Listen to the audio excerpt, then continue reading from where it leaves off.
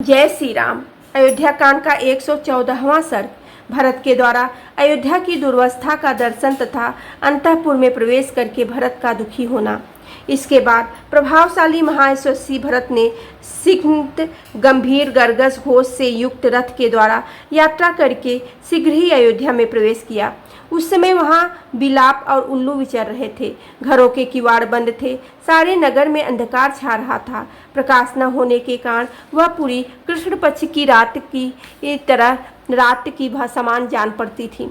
जैसे चंद्रमा को प्रिय पत्नी और अपनी शोभा से प्रकाशित कांति वाली रोहिणी उदित हुए राहु नामक ग्रह के द्वारा अपने पति के ग्रस लिए जाने पर अकेली असहाय हो जाती हैं, उसी प्रकार दिव्य ऐश्वर्य से प्रकाशित होने वाली अयोध्या राजा के कालक वलित हो जाने के कारण पीड़ित हो एवं असहाय हो रही थी।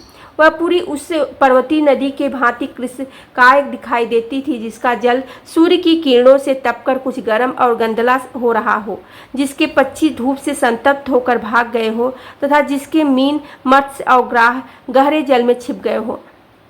जो अयोध्या पहले धूम रहित सुनहरी कांति वाली प्रज्वलित अग्निशिखा के समान प्रकाशित होती थी, वही श्री राम वनवास के बाद हवनी दुग्ध से सींची गई अग्नि की ज्वाला के समान बुझकर विलीन सी हो गई थी। उस समय अयोध्या महासमर में संकटग्रस्त हुई उस सेना के समान प्रतीत होती थी, जिसके कवच कटकर गिर गए हों, हाथी घोड़े रथ और ध्वजा छिन्न भिन्न हो गए हों और मुख्य वीर मार डाले गए हों। प्रबल वायु के वेग से फेन और गर्जना के साथ उठी हुई समुद्र की उताल तरंग सासा वायु के शांत हो जाने पर जैसे शिथिल और नीरव हो जाती है, उसी प्रकार कोलाहलपूर्ण अयोध्या अब शब्द शून्य सी जान पड़ती थी। यज्ञ काल समाप्त होने पर स्पय आदि यज्ञ संबंधित आयुधों तथा श्रेष्ठ याजकों से सुनी हुई वेदी जैसे मंत्रोच्चारण की ध्वनि से रहित हो जाती है, उसी प्रकार अयोध्या सुनसान दिखाई देती थी।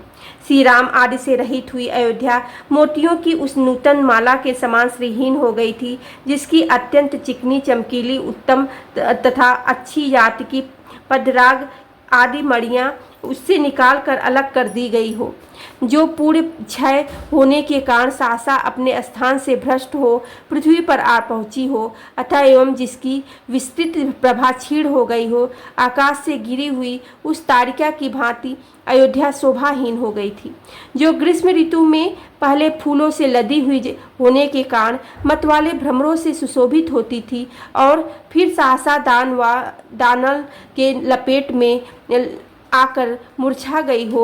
वन की उस लता के समान पहले की उल्लासपूर्ण अयोध्या अब उदास हो गई थी। वहाँ के व्यापारी बड़ी शोभा से व्याकुल होने के कारण किन कर्तव्य विमूढ़ हो गए थे। बाजार हाट और दुकानें बहुत कम खुली थी। उस समय सारी पुरी उस आकाश की भांति शोभाहीन हो गई थी, जहाँ बादलों की घटाएं घिर आई हो और तारे तथा चंद्रमा ढक गए हों। उस दिन अयोध्यापुरी की सड़कें झाड़ी बुहारी नहीं गई थी, इसलिए यत्र तत्र कूड़े करकट के ढेर पड़े थे। उस अवस्था में वह नगरी उस उजड़ी हुई पान भूमि के समान श्रीहीन दिखाई देती थी, जिसकी सफाई न की गई हो, जहाँ मधु से खाली टूटी फूटी प्यालियाँ पड़ी हों और जहाँ के पीने वाले भी नष्ट हो गए हों।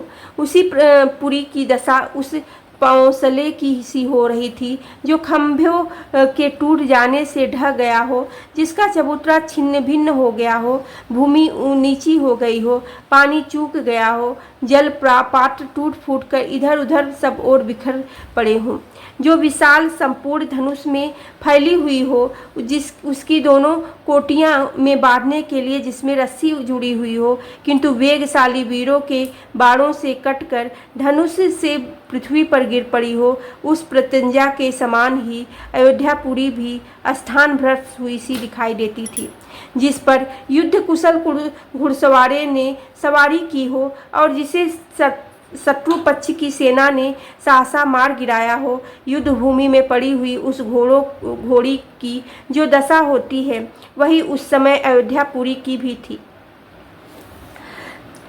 रथ पर बैठे हुए श्रीमान दशरथ नंदन भरत ने उस समय श्रेष्ठ रथ का संचालन करने वाले सारथी सुमंत से इस प्रकार कहा।